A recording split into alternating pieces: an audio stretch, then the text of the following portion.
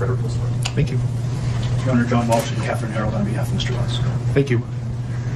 Mr. Rourke, did you want to make a record regarding compliance with the Victims' Rights Act? Your Honor, I will.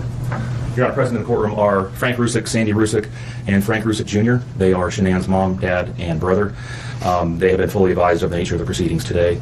Also, based upon the order that the court entered last week, I can tell the court that Mr. and Cindy Watts are present in the courtroom as well. They've also had opportunity to meet with representatives from my office over the weekend to discuss the nature of the hearing today. I believe that we are fully in compliance with the Victims' Rights Act. Thank you. So what I would like to do is explain the procedures that we're going to use regarding the sentencing hearing. Let me first say that I realize that the sentencing hearing is emotional for many of us. And I expect that your behavior in the courtroom, both in this courtroom and the overflow courtroom, is appropriate. If the court determines that your demeanor and behavior while in the courtroom during the hearing is not appropriate, I have advised the deputies that I will be asking you to be escorted out of the courtroom. So please be mindful of your demeanor during the sentencing hearing. Also, as a reminder, all electronic devices must be turned off. The only electronic devices that I have authorized to be used are those through the expanded media coverage order. If deputies see that you are using an electronic device not authorized by the court, the deputies will take action on that. So please be mindful of that. If you need to turn off your electronic devices, please do so now. So these are the procedures that we are going to use for the sentencing hearing. First, the prosecution will have an opportunity to present evidence. Once the prosecution finishes, the defense will have an opportunity to present evidence. Then, if there are any victims under the Victims' Rights Act, including Cindy and Ronnie Watts, that have not been called by the prosecution or the defense, or any other defined victims under the Victims' Rights Act, they will have an opportunity to make a statement to the court as it relates to their rights under the Victims' Rights Act. Thereafter, the prosecution will have an opportunity to argue. The defense will have an opportunity to make an argument. If Mr. Watts chooses to, he will have an opportunity to make a statement, and then the court will impose a sentence in this case. Does everybody understand? Okay. And so, Mr. Rourke, are you going to be speaking on behalf of the prosecution? Yes, Your Honor, I am. And you are welcome to present evidence. Thank you. Your Honor, if I may approach, on my tender to the court would have been marked as sentencing exhibits 1 through 21 inclusive. I have provided copies of these to defense counsel. Thank you. Your Honor, photographs 1 through 21, sentencing exhibits 1 through 21 represent a number of different photographs that are in discovery that Shanann's mother and father wanted the court to have for your consideration as you impose sentence today. They may allude to those, and I've asked them to do so by way of sentencing exhibit number, but that's the sum and substance of exhibits 1 through 21. Thank you. And do you have individuals who would like to make a statement? I do. Your Honor, if I could first call upon Frank Rusick to join me at the podium. Thank you.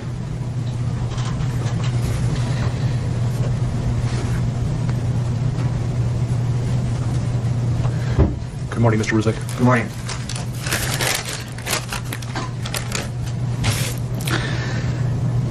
What I'd like to say to the court is that Shanann, Bella, and Nico love and caring people. They love life. They love being around people who love them. They always had good times.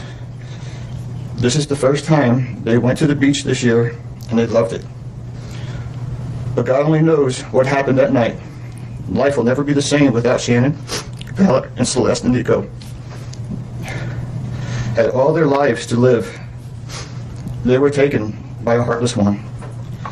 This is the heartless one, the evil monster, who dare you take the lives of my daughter Shanann, Bella, Celeste, and Nico. I trusted you to take care of them, not kill them. And they also trusted you. The heartless monster, and then you take them out like trash. You disgust me. They were loving and caring people. You may have taken their bodies from me, but you will never take the love they had from me. They loved us more than you will ever know, because you don't know what love is. Because if you did, you would not have killed them. You monster, thought you would get away with this. I don't know how. The cameras do not lie. You carry them out like trash of the house. Yes, I seen the videotape.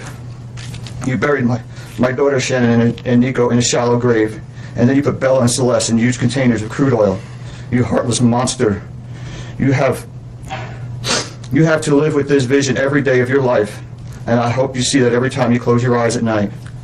Oh, I forgot, you have no heart or feelings or love. Let me tell you something, I will think of them every day of my life, and I love them every day of my life. Prison is too good for you.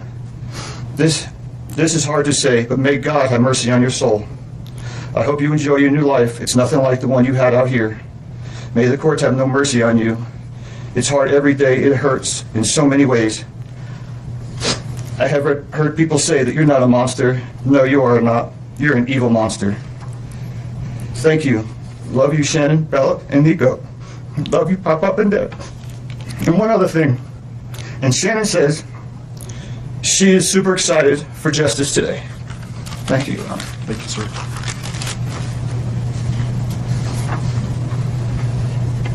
Can I have just one more? Sure.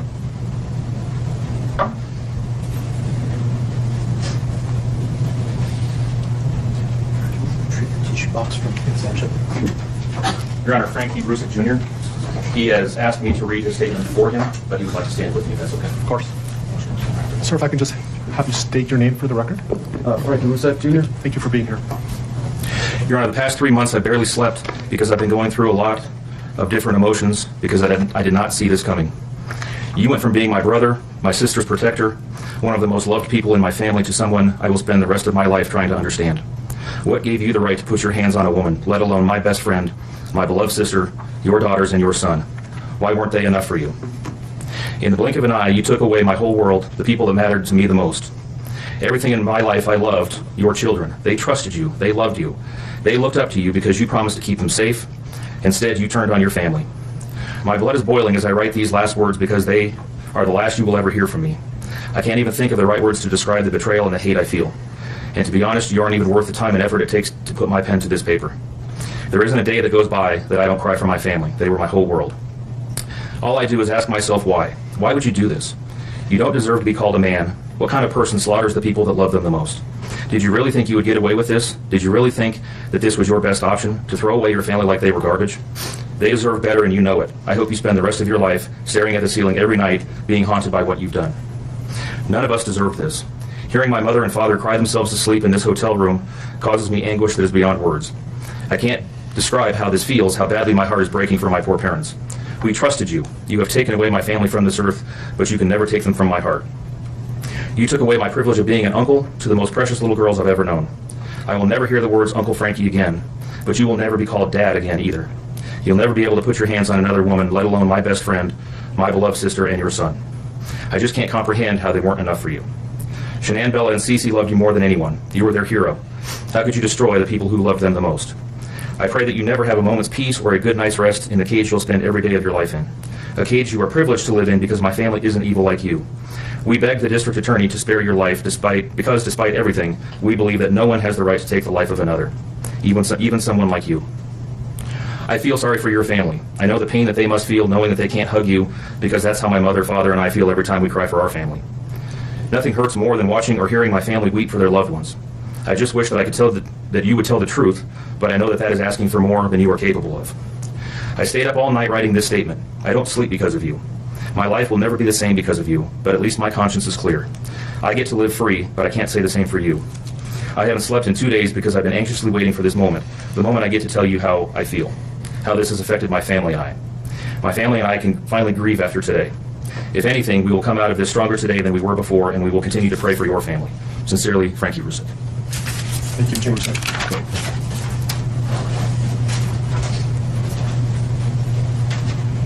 Your Honor, Sandy Rusick would like to address the court.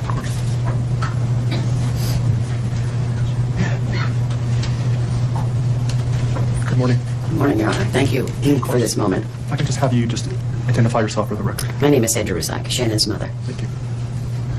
I wanted to say thank you for this moment. I want to take a moment to thank everyone who has prayed for our beloved family, who has sent gifts, cards to us from all over the world. I know God will put the evil people where they need to be. I also want to take the time to thank the town of Frederick, Greeley, FBI, the DA's office, the CBI, for exceptional work. We thank Nikole Atkinson, Shannon's neighbor Nathan, and his family. To me, they're our heroes. They really are. God bless. God makes no mistakes on who He puts in your life. Marriage is about love, trust, and friendship and unity. We marry for sickness and health, to death do us part. Our daughter Shanann loved you with all of her heart. Your children loved you to the moon and back. Shannon's family was her world. Shanann put a crown on your head. But unfortunately, the day that you took their life, God removed that crown. We loved you like a son. We trusted you. Your faithful wife trusted you. Your children adored you, and they also trusted you. Your daughter Bella Marie sang a song proudly. I don't know if you got to see it, but it was, Daddy, you're my hero. I have no idea who gave you the right to take their lives. But I know God and his mighty angels were there at that moment to bring them home to paradise. God gives us free will. So not only did you take the family of four, your family of four, you took your own life. I want the world to know that our daughter and her children were so loved by us. They will always be protected by God and his mighty angels. I didn't want death for you because that's not my right. Your life is between you and God now, and I pray that he has mercy for you. From Shannon's mother, Bella Marie, Celeste, Catherine, and Nico Lee's Nana. Thank you, Your Honor.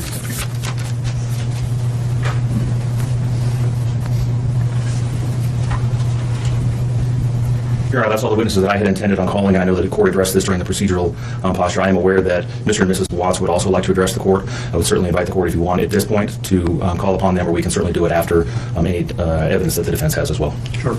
Does Cindy or Ronnie Watts wish to make a statement to the Victims' Rights Amendment?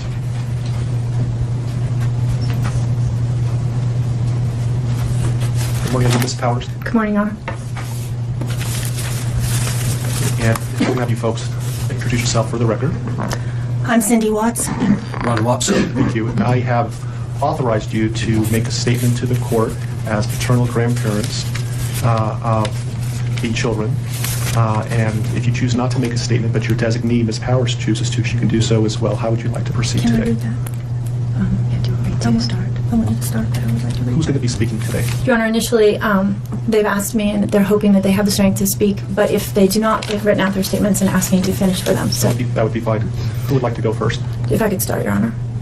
On behalf of the Watts, Your Honor, and to the community, we thank you for the opportunity and the recognition under the Victim Bill of Rights.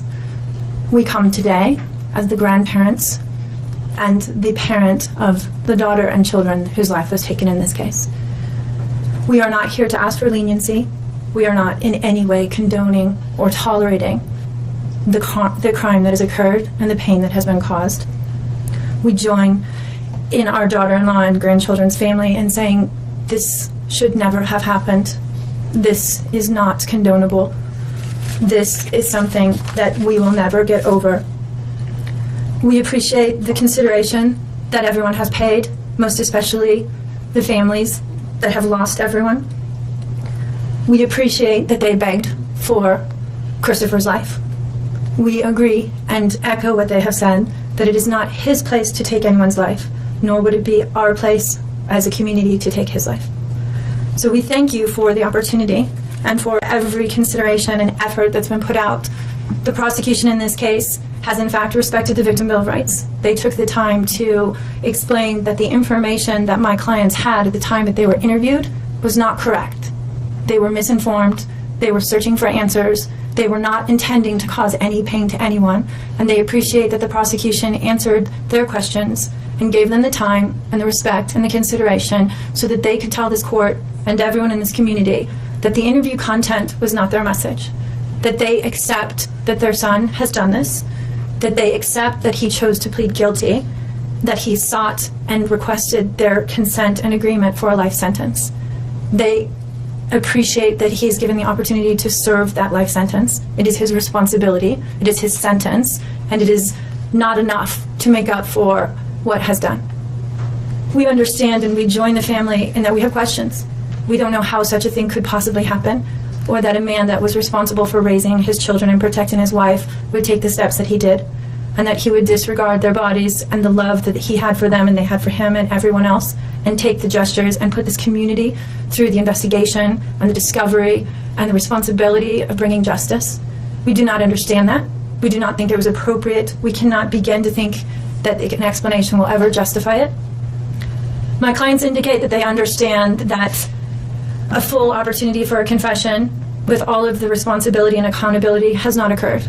And they support the family in the request that that happen, if not today, at an appropriate time, in an appropriate manner, so that everyone can have peace, to understand to the best of their ability the details that they need and to have their questions answered. And by giving this opportunity of a life sentence, we hope that he embraces that moment. That had the death penalty been pursued, there would not have been an opportunity to be accountable and to give a full confession. And had the death penalty been sought, counsel would have fought for his life, the prosecutors would have been engaged in a multiple-year battle, the families would have been torn apart, this community would have had to subsidize it and endure it, and we have so much respect and gratefulness that that did not happen. We would strongly encourage Christopher Watts to give that full confession in the tone and in the timing that he thinks is appropriate with the guidance of his counsel. We feel that it would be appropriate and helpful to ease the pain and the suffering. But we also say we don't think that there's anything that he can say that will ever account for his behavior. There's nothing that can be done to cure the harm he has caused. And he has the responsibility to serve his sentence with dignity and with regard for everyone, and to spend every breath that he has left in an atonement for what he has done.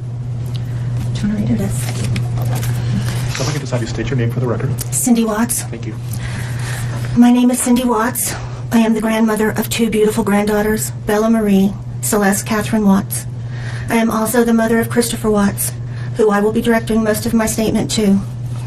First, I'd like to begin by recognizing the absolute horror of this crime and acknowledging the devastating loss that both the Rusek family as well as our family have faced. Our families have been irreparably broken by the needless deaths of Shanann, Bella, Cece, and Nico. This is something we will never get over.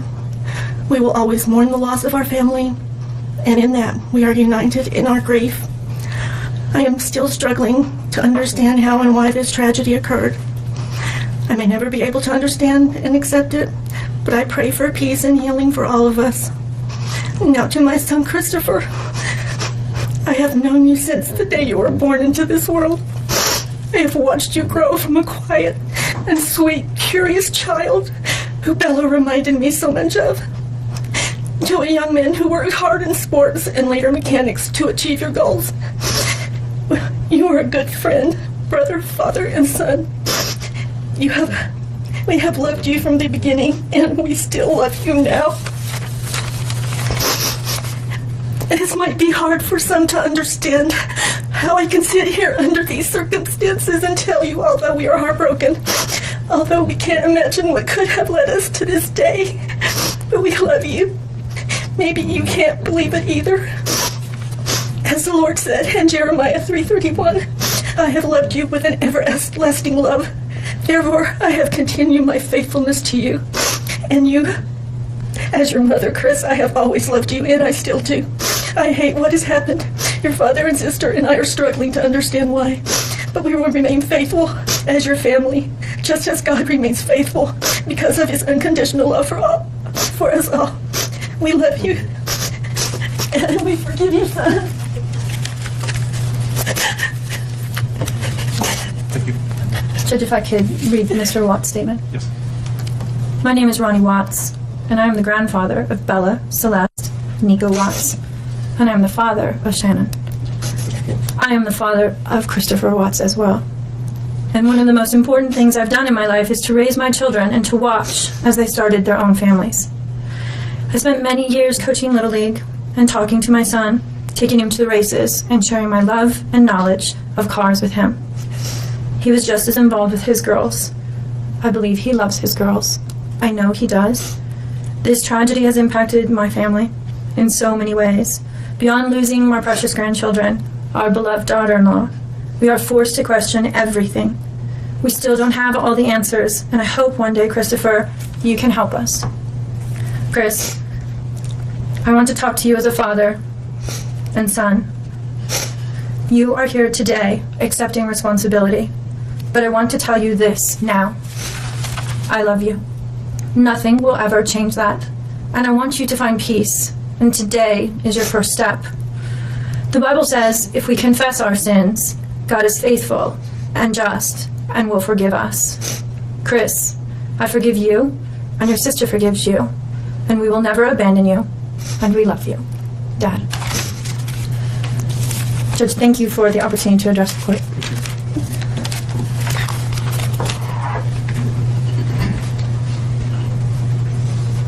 Are there any other statutory victims under the Victims' Rights Act that would like to make a statement today? Your Honor, I'm not aware of any. For the record, nobody is raising their hand. Mr. Walsh, would you like to present any evidence? We have no evidence, Your Honor. Thank you. Mr. Walker, is there any statements you would like to make on behalf of the prosecution? Yes, please.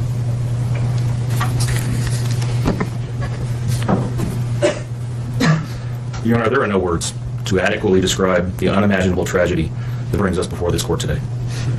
By my comments, I'm not even going to try to express the horror, the pain, or the suffering that the defendant has caused to these families, to this community, and to all who are a part of this investigation. However, I do want to spend a few minutes sharing with the court the details of the crime, as so far you've only had an opportunity to review the affidavit and a few facts here and there that have been offered to the court in the motions and pleadings that have been filed. The questions that have screamed out to anyone who will listen since August 13th of 2018 are why and how. Why did this have to happen? How could a seemingly normal husband and father annihilate his entire family? For what? These are the questions that only one individual in this courtroom or on this planet knows the answers to. I fully expect we will not receive the answers to these questions today, nor will we at any point in the future. I don't expect that he will ever tell the truth about what truly happened or why. Even if he did, there is no rational way that any human being could find those answers acceptable responses to such horrific questions. The best we can do is try to piece together some kind of understanding from the evidence that is available to us. And the evidence tells us this. The defendant coldly and deliberately ended 4 lives. Not in a fit of rage, not by way of accident, but in a calculated and sickening manner. Shanann was 34 years old. She had married the defendant in November of 2012. Over the weekend leading up to August 13th, she had been at a work conference in Phoenix, Arizona, and returned home in the early morning hours of August 13th. We know that she got home about 1:45 in the morning. The doorbell camera on their home shows her arriving back home from the airport. Shortly thereafter, at least according to the defendant, they had what he referred to as an emotional conversation about the state of their marriage and about what their lives would look like going forward. What was said during that emotional conversation, only he knows. What we do know is that shortly after that, the defendant strangled her to death with his own hands. We know that he slowly took her life the morning of August 13th. We know that this was not done in an uncontrolled, vengeful manner that he tried to describe to agents from CBI and the FBI. If that were the case, you would expect to see vicious, horrible bruising about her neck, shoulders, and face. You would expect to see the highway bone in her neck broken. You would expect to see some kind of defensive wounds on his body as she struggled and fought for her own life. None of those are present. The only injuries that were on Shanann's body were one set of finger or bruising, what appeared to be fingernail or finger mark bruising to the right side of her neck. We know that our experts will tell us that it takes 2 to 4 minutes to strangle someone to death manually with their own hands. The horror that she felt as the man that she loved wrapped his hands around her throat and choked the life out of her must have been unimaginable. Even worse, what must Bella, age 4, and Celeste, age 3, must have experienced or thought is their father, the one man on this planet who was supposed to nurture and protect them, was snuffing out their lives. They both died from smothering. Let me say that again.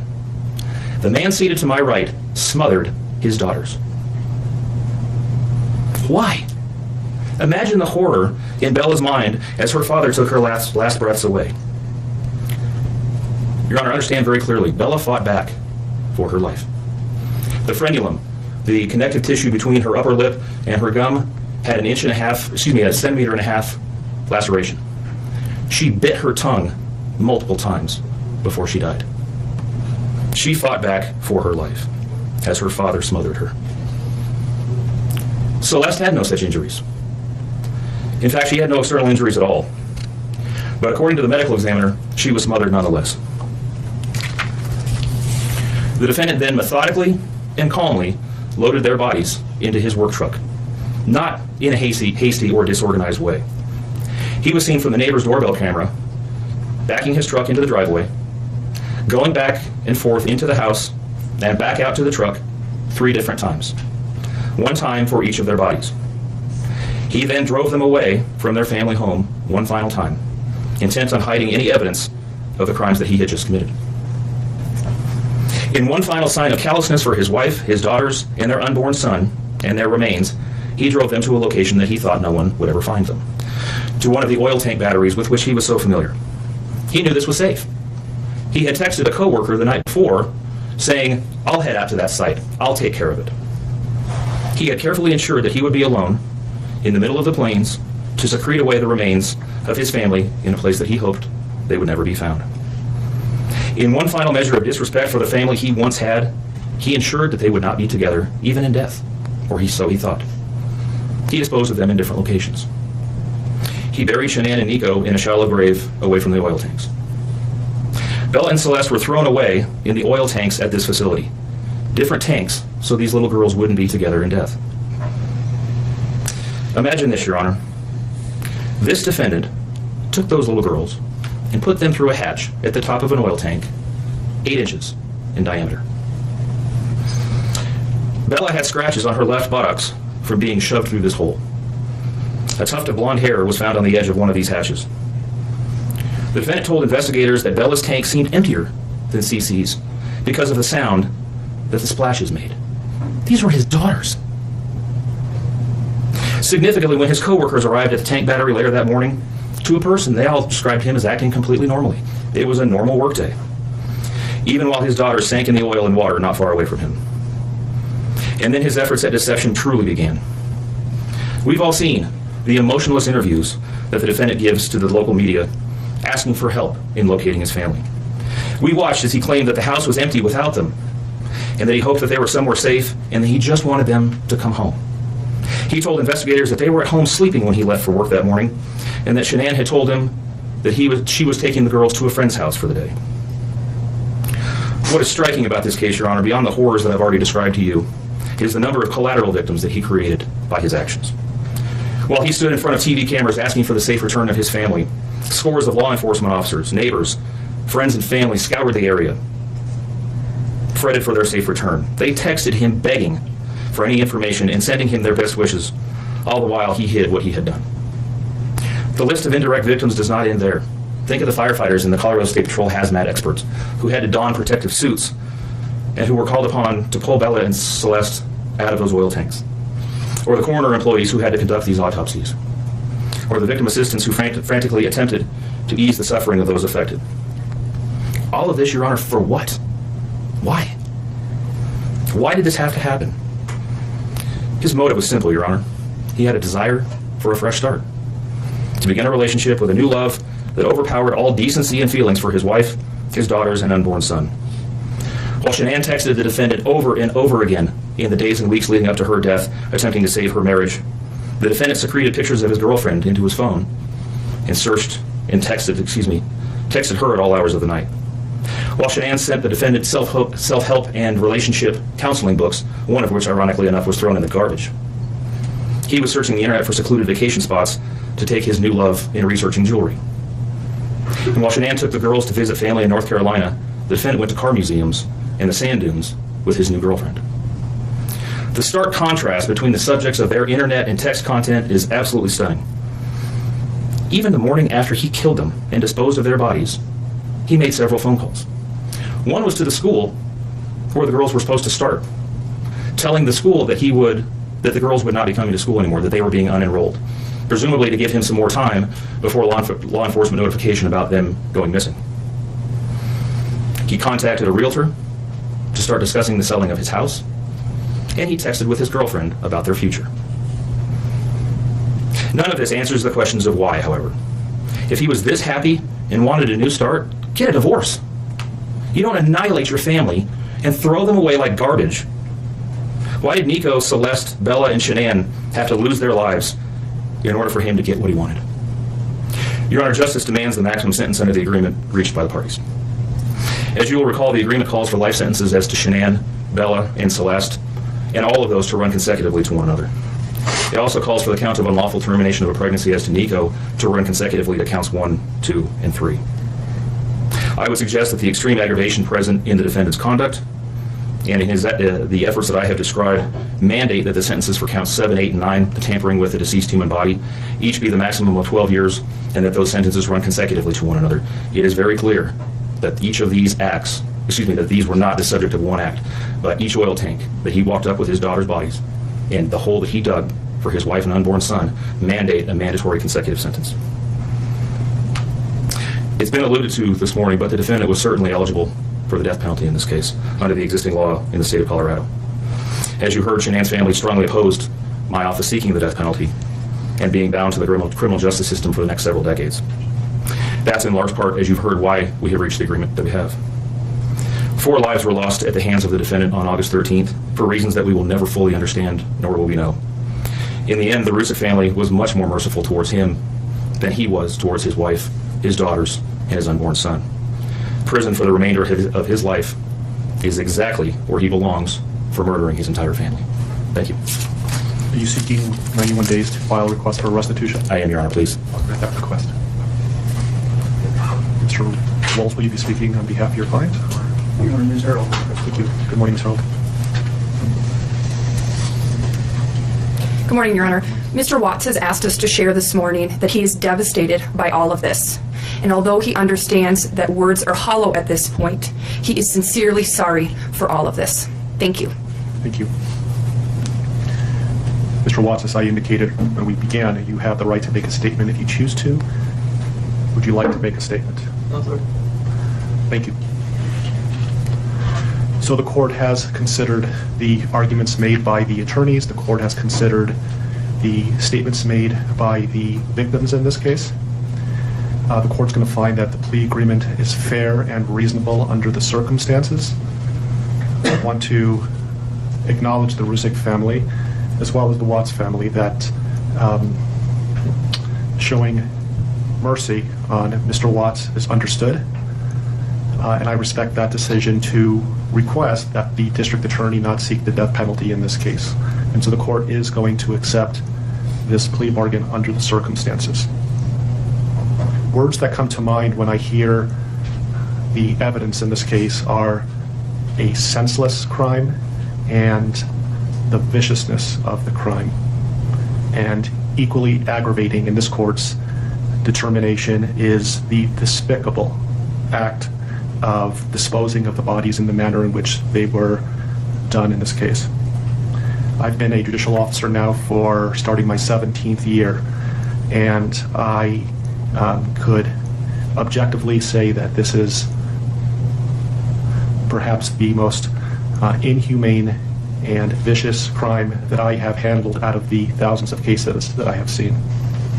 And nothing less than a maximum sentence would be appropriate, and anything less than the maximum sentence would depreciate the seriousness of this offense. So the court is going to sentence Mr. Watts as follows. With regard to count number 1, murder in the first degree as it relates to Shanann Watts, the court is going to sentence you, sir, to a life sentence in the Colorado Department of Corrections, followed, with no possibility of parole. And that is going to run consecutively to all but counts 3 and 4. With regard to count 2, as it relates to murder in the first degree with Bella, the court is going to sentence you to life in the Colorado Department of Corrections with no possibility of parole. With regard to count number 3, the court is going to sentence you as it relates to Celeste to life in the Colorado Department of Corrections with no possibility of parole. With regard to counts 4 and 5 relating to Bella and Celeste as a different theory of first-degree murder, the court is going to sentence you to life in the Colorado Department of Corrections, and legally those sentences must run concurrently as a different theory of first-degree murder. Recognizing the unlawful termination of pregnancy for the unborn child that has been named Nico, the court absolutely believes that the maximum sentence of 48 years would be appropriate to run consecutive to the other charges, with an additional mandatory parole period of 3 years as set forth by statute. with regard to count number 7 as it relates to tampering with a deceased body, as well as counts 8 and 9, each a Class 3 felony. The court is going to impose a maximum sentence of 12 years each for those counts to run consecutively to the other counts. The court is going to order that the statutory fees be paid and court costs. The court's going to grant the prosecution 91 days to file a notice of restitution, and that will be the sentence of the court. We will shortly be in recess. I would respectfully ask the parties that you remain in your seat. There is a plan by the deputies on allowing people to exit the courtroom, so please remain seated until you are authorized to leave the courtroom based on the direction of the deputies. Deputies, I would respectfully ask that you take this defendant into custody and have him serve the rest of his life in the Department of Corrections. We are in recess.